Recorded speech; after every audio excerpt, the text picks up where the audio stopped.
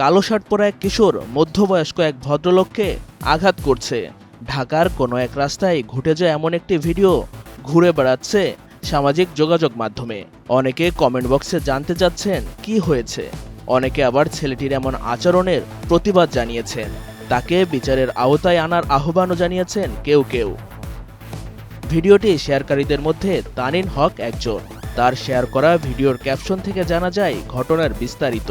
তার পোস্ট থেকে জানা যায় পেছনের গাড়িটা অনেক জোরে এসে সামনের রিকশাটাই ধাক্কা দেয়। তাতে রিকশার যাত্রী পড়ে গিয়ে শরীরের অনেক জায়গায় কেটে যায়।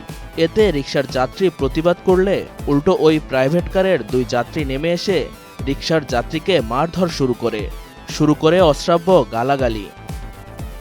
মারধরের এক পর্যায়ে ভুক্তভোগী ব্যক্তির চশমা ভেঙে যায়, যে কারণে কিছুই দেখতে পাচ্ছিলেন না তিনি। পরে আহত অবস্থায় হাসপাতালে নেওয়া হলে চোখে 18টি সেলাই পড়ে তার। এদিকে ঘটনার ভিডিও ছড়িয়ে পড়ে সামাজিক যোগাযোগ মাধ্যমে। সেই ভিডিও দেখেই কিছু যুবক হামলাকারী ওই কিশোরকে শনাক্ত করে ও মারধর করে। এখন প্রশ্ন হলো, এসব কি হচ্ছে ঢাকায়? মবের মুল্লুক রাজধানী ঢাকা।